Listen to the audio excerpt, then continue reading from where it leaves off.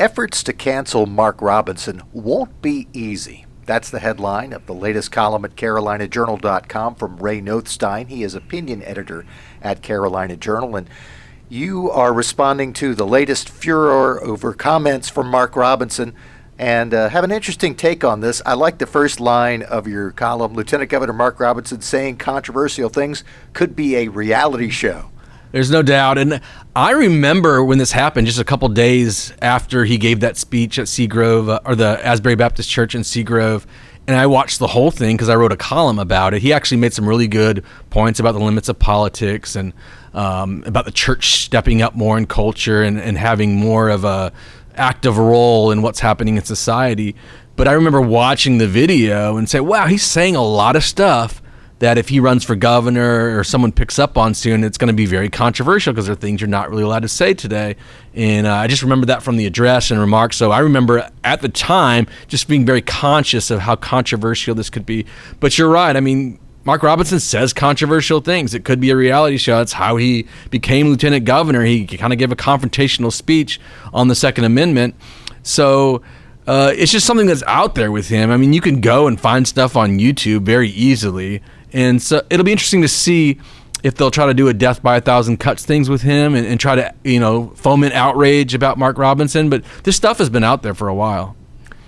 One of the things, and you've already alluded to this, but one of the interesting things about this is that while he made some comments that are drawing attention now, you pointed out in the initial column and remind us in this new column that there was a broader message that people should be paying attention to. Right. I think the biggest message from that address for me was the limit of politics. Robinson was saying that politics can't solve everything, and he wasn't necessarily blaming the left so much or going after them. He was actually going after the right to some degree and saying we need to step up and change and transform culture. The church needs to be a bigger witness in the public square, because he was saying, in essence, that when things get into the political realm, it becomes distorted. It becomes you can't solve it in the same way that you might be able to solve something if you're reforming culture. So his message is right on from that standpoint. And he's right about an agenda in schools.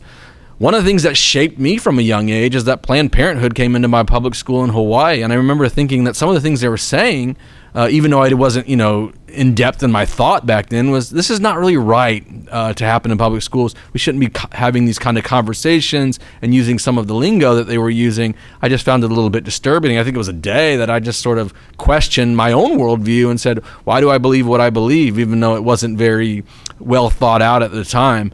So Robinson's right about that, and I think it's an issue that he's kind of, he's trying to pivot from the controversy of his remarks to the nature of indoctrination in school, which is a legitimate issue for sure.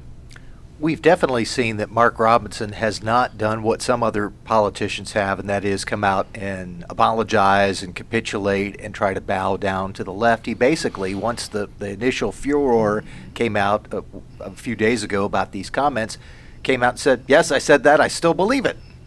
Yeah, there's no evidence, obviously, today in the public square. If you kind of come out and capitulate and apologize, then they're going to pull out more videos of things he said. And Mark Robinson knows his past. He knows he's said controversial things. They asked him at that presser about some of his Facebook comments, and he pivoted away from it. He just kind of said, look, so-and-so has said things on Facebook. The left has said this on Facebook, blah, blah, blah.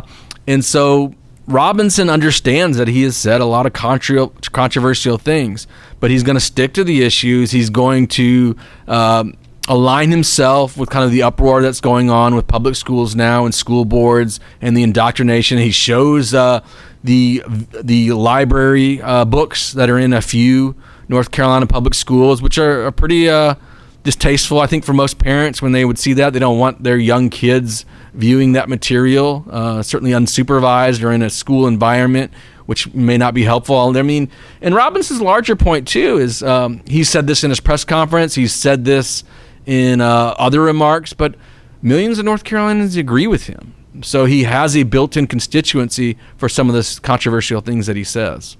In fact, one of the last things you say in this column is that among some people, they think that Robinson's just getting started. This isn't a place where he's going to step back from the public scene. He's actually just on a roll. Right. This is kind of the interesting thing. Where does Mark Robinson go from here? I mean, obviously, some people want him to be governor. He himself certainly probably sees himself as governor. And it'll be interesting. Do we go back to kind of the HB2 mentality if he is successful in his campaign or getting close to being successful, where corporations are going to threaten to pull out of North Carolina and there's going to be boycotts and celebrities start saying, if he becomes governor, I'm not going to play any concerts there? I mean, is it going to become that kind of brouhaha? Or is Robinson going to be able to, kind of broaden his appeal in some respects that Republicans feel comfortable with him going forward? So that's always interesting to me. But there's no doubt that I think in some ways, when controversy emerges around Mark Robinson, he becomes more popular. I think in part is he says things other people aren't willing to say because maybe they'll lose their job or maybe they'll get branded a bigot. And so he has a built-in constituency where he often becomes more popular as things becomes more controversial.